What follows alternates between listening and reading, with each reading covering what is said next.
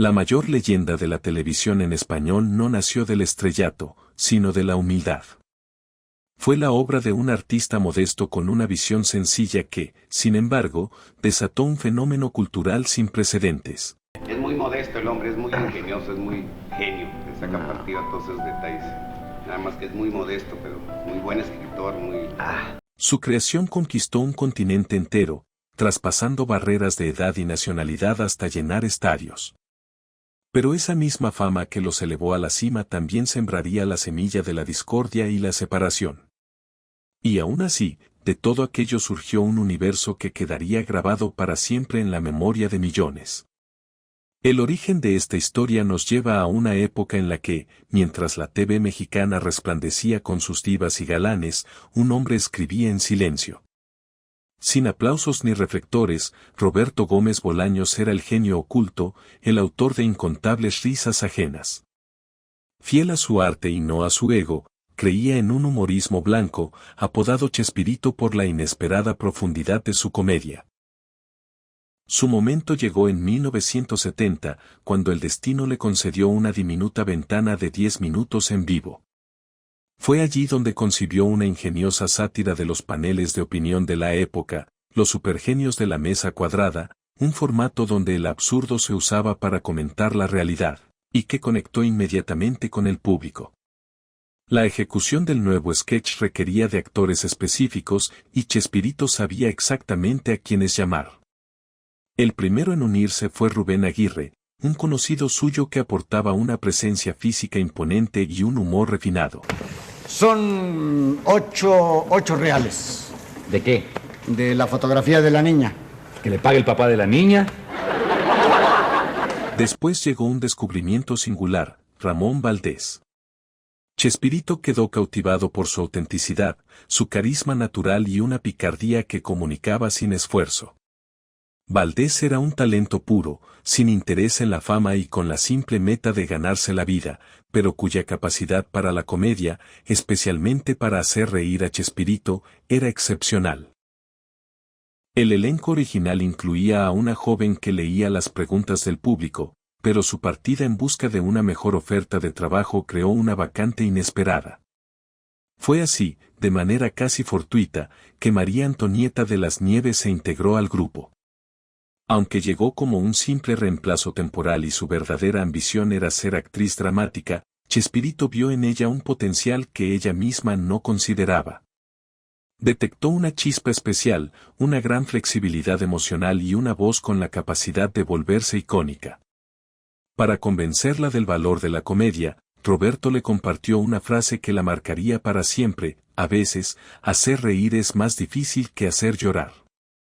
Sin saberlo, ese pequeño grupo formado por accidente estaba a punto de cambiar las reglas del juego. Lo que empezó como un experimento llamado Los Supergenios de la Mesa Cuadrada se convirtió rápidamente en un suceso. La audiencia aguardaba ese breve segmento de 10 minutos como el evento principal. En él, Chespirito daba vida a un cascarrabias entrañable que respondía con absurdos a preguntas serias, sentando sin querer el precedente para el Dr. Chapatín. A su lado, Ramón Valdés brillaba con su picardía callejera como el ingeniebrio, mientras que el porte distinguido y la voz pausada de Rubén Aguirre ya perfilaban a una primera versión del profesor Girafales. La clave del éxito del segmento era su capacidad para satirizar las fallas de la sociedad de una manera amable y accesible. Viendo su gran popularidad, Canal 8 le hizo una oferta estratégica: convertir el sketch en un programa de 1 hora, garantizándole plena autonomía creativa. Para un guionista que siempre había trabajado tras bambalinas, este fue un ascenso monumental, dándole por primera vez visibilidad y crédito total por su trabajo. Su apuesta por un humor sin ofensas finalmente se vio recompensada. La televisión le daba la gran oportunidad que él pensaba que nunca llegaría. Aunque el programa fue un éxito rotundo, Chespirito, un creador inquieto, se sentía insatisfecho repitiendo la misma fórmula. Su ambición era más grande, necesitaba inventar nuevos mundos y personajes.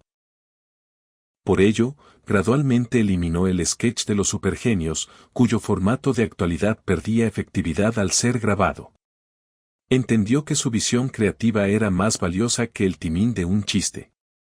Fue esa visión la que lo impulsó a tomar un riesgo y explorar un concepto radicalmente nuevo, un superhéroe que era la antítesis de los clásicos, un personaje torpe y miedoso cuya verdadera heroicidad radicaba en su capacidad de demostrar valentía a pesar de su miedo. Bajo el nombre de El Chapulín Colorado, este héroe atípico se convirtió en el primer gran fenómeno creado por Chespirito. Su éxito fue rotundo y transversal, tanto niños como adultos lo idolatraban, y sus frases célebres se integraron rápidamente al lenguaje popular de innumerables hogares. Si bien la popularidad del Chapulín crecía sin parar, no era el único segmento que triunfaba. Chespirito también desarrollaba Los Chifladitos, un espacio dedicado al humor absurdo que tanto le gustaba, donde compartía escena con Rubén Aguirre. Como era de esperarse, el éxito del programa atrajo la atención de la competencia. En 1972, un canal rival le hizo a Rubén Aguirre una oferta irrechazable. Actuando como un verdadero amigo, Chespirito lo apoyó en su decisión, pero la partida de Aguirre significó el fin del popular sketch Los Chifladitos. Una vez más, Roberto se vio forzado a reinventarse. Esa necesidad de crear algo nuevo para llenar el espacio vacío se convirtió en una oportunidad. Mientras desarrollaba una idea, recurrió a lo que llamaba sueltos, sketches cortos y sin continuidad diseñados como simple relleno. Fue en uno de estos segmentos improvisados, que mostraba la interacción entre un niño pobre y travieso y un vendedor de globos, donde sin saberlo sembró la semilla de su mayor éxito. El sketch era sencillo. Chespirito era el niño pobre y Ramón Valdés el vendedor.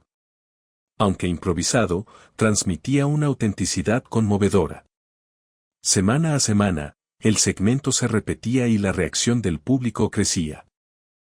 Fue entonces cuando Roberto Gómez Bolaños tuvo una revelación, se dio cuenta de que lo que tenía entre manos era mucho más que un simple sketch para rellenar tiempo.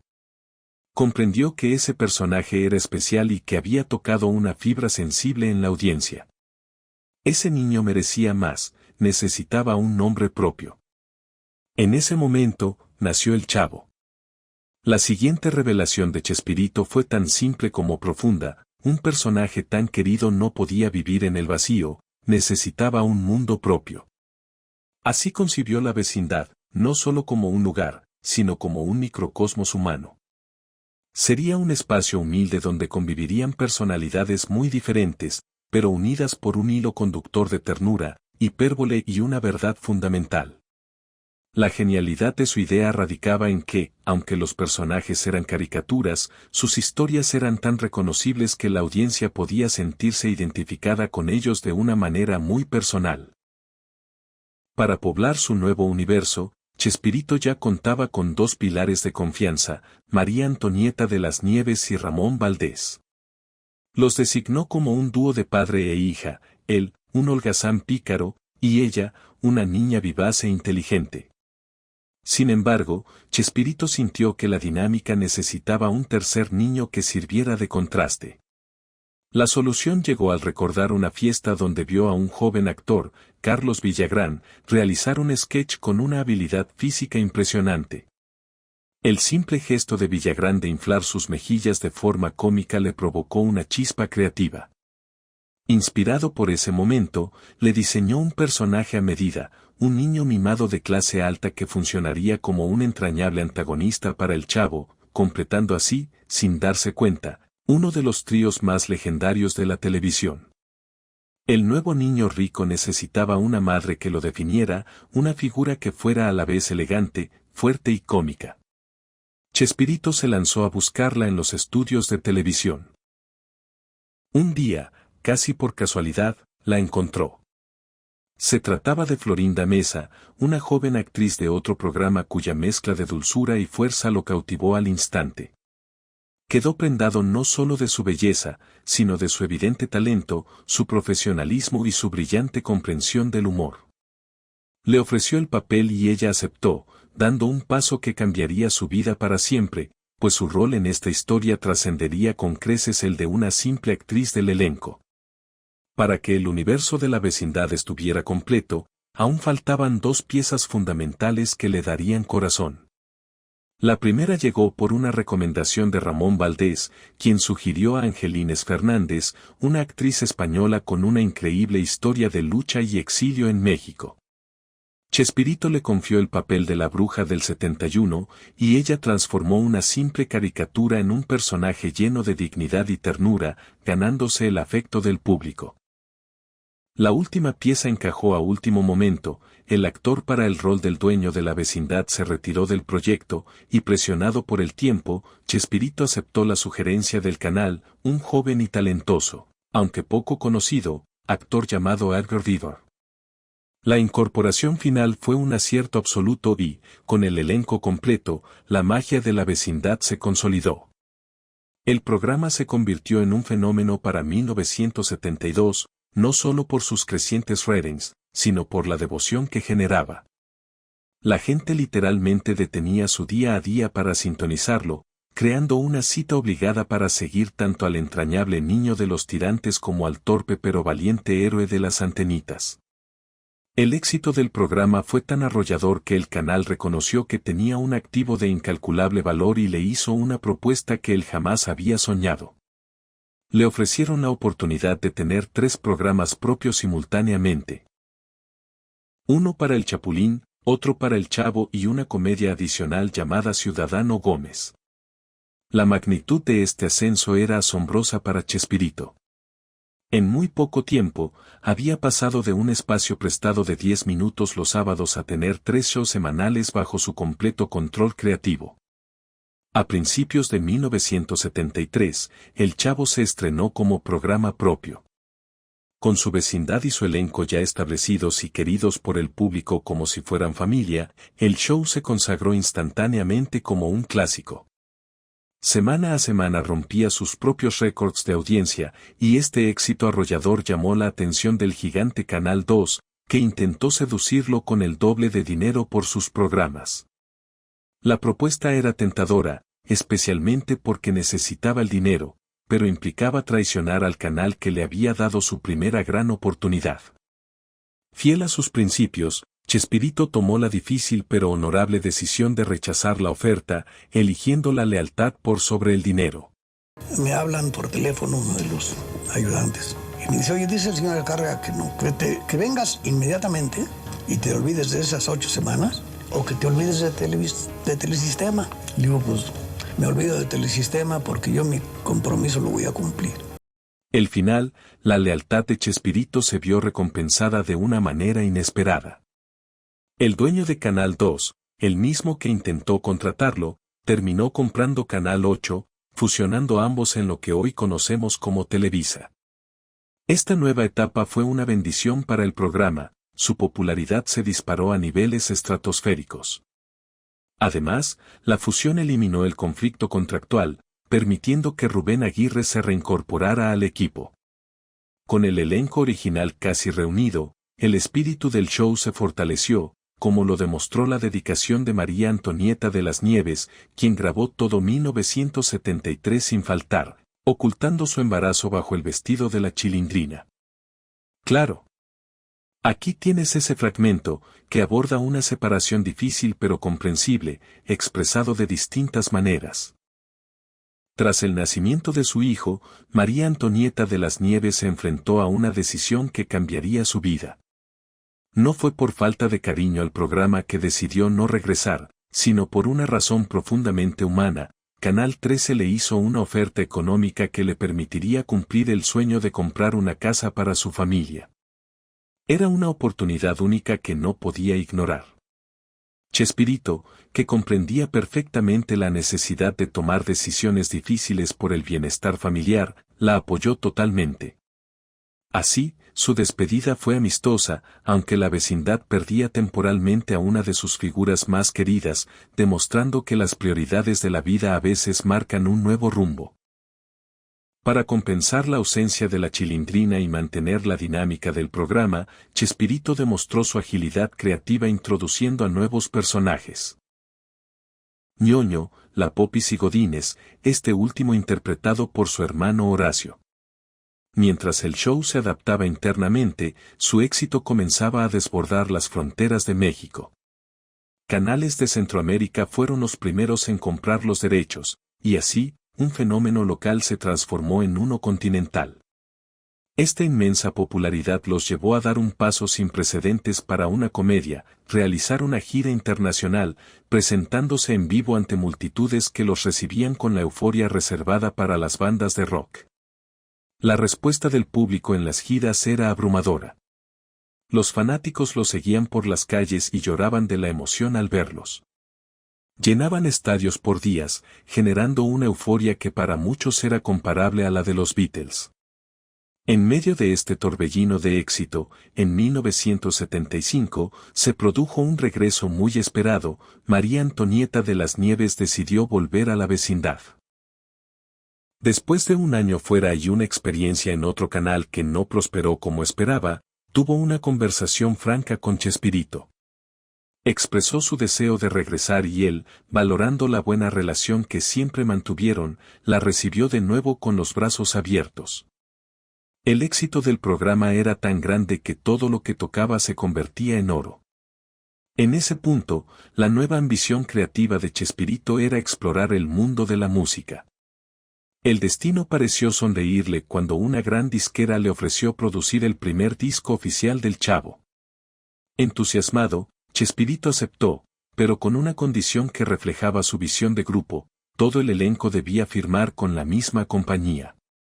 Él imaginaba un futuro donde podrían no solo actuar, sino también cantar juntos, realizar giras musicales y consolidar al Chavo como un fenómeno cultural completo, tanto visual como sonoro. Sin embargo, la visión unificada de Chespirito se topó con un obstáculo: Carlos Villagrán se negó a aceptar la condición. Actuando de forma independiente, decidió firmar un contrato con una discográfica distinta, rompiendo el acuerdo colectivo. Esta decisión provocó un grave conflicto entre ambos y tuvo una consecuencia visible en el programa: el personaje de Kiko quedó permanentemente excluido de todas las actividades musicales. Fue la primera grieta seria en la unidad del grupo. Mientras el público disfrutaba de la comedia, la armonía del elenco comenzaba a fracturarse tras bambalinas. En 1977, el Chavo del Ocho alcanzó la cima de su éxito. La química del elenco era perfecta y la popularidad, las ganancias y las giras se expandían sin cesar. Sin embargo, simultáneamente a este triunfo profesional, Chespirito atravesaba una profunda transformación personal. Sintiendo que su matrimonio estaba acabado, confesó haber sido infiel durante las giras y fue en este contexto que finalmente se concretó el romance con Florinda Mesa. Había evitado dar el paso por respeto al equipo y por rumores que la vinculaban a otro actor, pero cuando ella mostró interés, su relación comenzó. Este amor, forjado entre sets y giras, duraría más de 25 años y se volvería tan legendario como su obra. Paralelamente, la fama y el dinero comenzaban a generar tensiones en el elenco, y Carlos Villagrán fue el primero en verse afectado. Durante las giras por Latinoamérica, fue testigo del inmenso fenómeno en que se había convertido su personaje, Kiko. El público lo idolatraba y Chespirito, en su generosidad como creador, le daba cada vez más protagonismo. Popularidad que el Chavo, sí, él, sabiendo que a la gente le gustaba a Kiko, en lugar de ponerse los mejores chistes, él se los pasaba a Kiko. Sin embargo, esta abrumadora popularidad tuvo un efecto adverso en Villagrán. La ovación y el estrellato lo convencieron de que su éxito era independiente al del grupo y que era el momento de iniciar una carrera por su cuenta. La situación con Carlos Villagrán llegó a un punto crítico a finales de año, cuando éste le planteó su intención de dejar el programa para tener su propio show. Para sorpresa de Chespirito, Villagrán pretendía llevarse consigo al personaje de Kiko, una pieza que él había creado meticulosamente para equilibrar la dinámica del programa. A pesar de que Kiko era de su autoría, y en un acto de aparente generosidad, Chespirito autorizó la petición y le permitió a Villagrán continuar usando su creación. El año 1978 es clave en la cronología del programa, pues fue el último de Carlos Villagrán en el papel de Kiko. Hacia fines de ese año, se retransmitió el episodio de Acapulco, que originalmente fue una pieza de marketing concebida para publicitar un hotel. Aunque el capítulo ya era un éxito, su repetición en 1978 le otorgó un nuevo valor simbólico. En retrospectiva, la audiencia lo adoptó como el documento visual de la última vez que el elenco original completo compartió pantalla, transformando una estrategia comercial en un hito cultural inolvidable. El caos de 1979 marcó el principio del fin de la era dorada del Chavo. El programa sufrió dos bajas cruciales que aceleraron su declive: la salida del director de siempre, Enrique Segoviano, y la misteriosa partida de Ramón Valdés, Don Ramón, que dejaron al programa sin su guía y sin su corazón. Aunque Chespirito, ahora también director, intentó compensar estas ausencias con nuevos personajes, Doña Nieves, Jaimito el Cartero, y escenarios, la fonda de Doña Florinda, los cambios no lograron recapturar la esencia original. El resultado fue una notable caída en la audiencia y una palpable sensación de vacío en la vecindad. En 1980, ante el evidente desgaste de sus programas individuales, Chespirito tomó una decisión estratégica fundamental. Decidió unificar a todas sus creaciones bajo un solo estandarte, reviviendo el formato de variedad con el programa Simplemente Chespirito.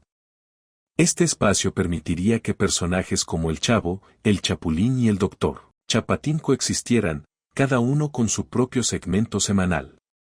La lógica era clara. Los intentos por refrescar los shows por separado no habían funcionado, y esta consolidación era la mejor manera de mantener vigentes a todos sus personajes, incluyendo a los más nuevos.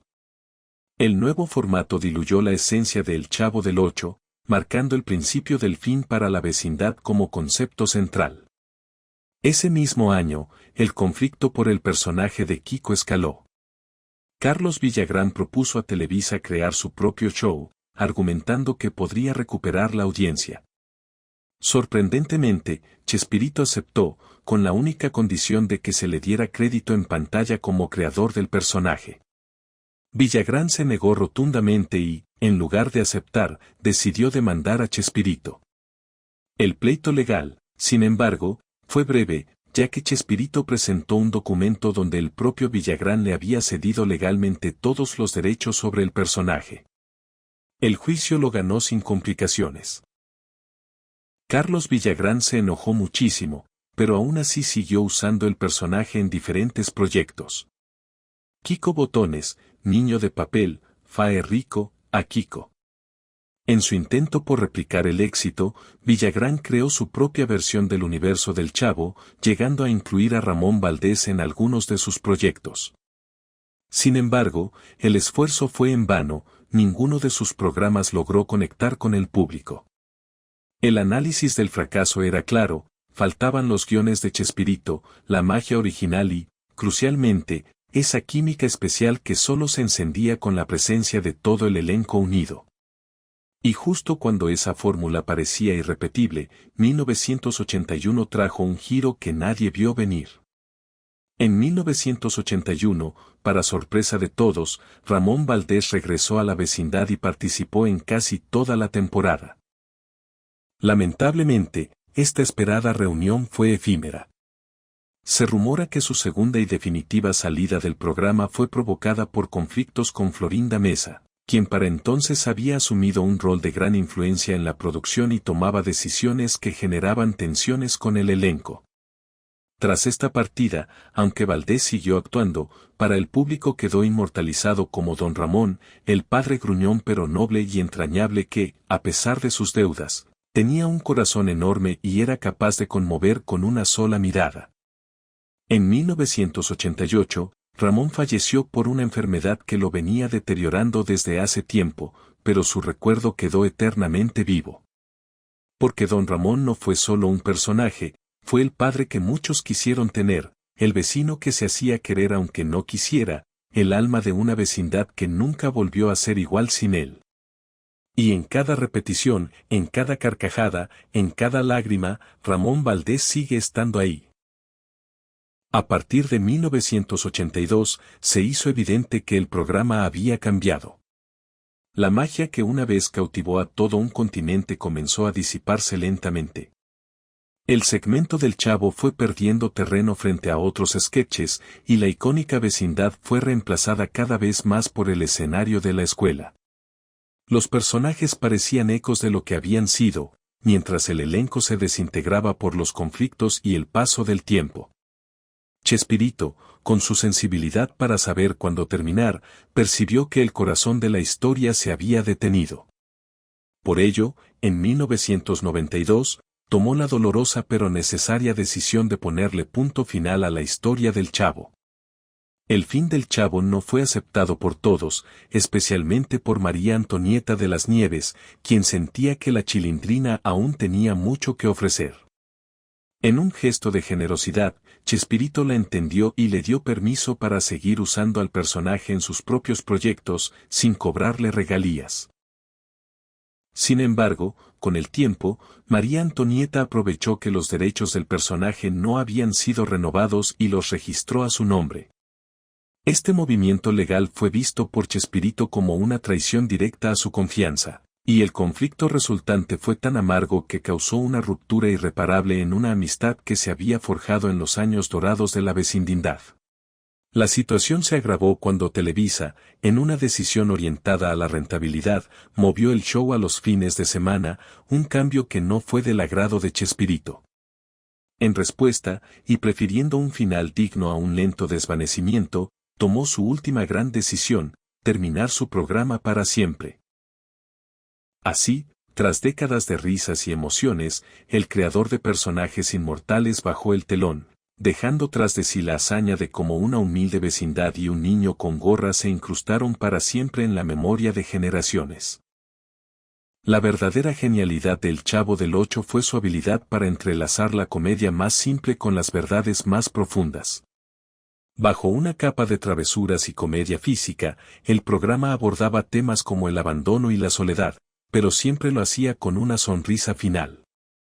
Por eso fue más que un show, fue compañía, consuelo y un reflejo de nuestra propia vulnerabilidad. Con el tiempo, los actores partieron y las disputas opacaron parte de la historia, pero la esencia de esa magia, esa capacidad de reír en medio de la tristeza, nunca desapareció. A pesar del avance del tiempo y de que sus creadores ya no están con nosotros, la obra de Chespirito alcanzó la inmortalidad. Permanece viva en cada emoción que suscita y en el descubrimiento de cada nueva generación. Esto demuestra que, si bien algunos personajes desaparecen, otros trascienden para alojarse permanentemente en el corazón colectivo. Por eso, el Chavo nunca se ha ido del todo. Sigue ahí, detrás de su barril, sabiendo que mientras viva en el recuerdo de alguien, su existencia es eterna. Espero que hayas disfrutado este viaje. Si te gustó, una forma genial de hacérmelo saber es dejando un me gusta.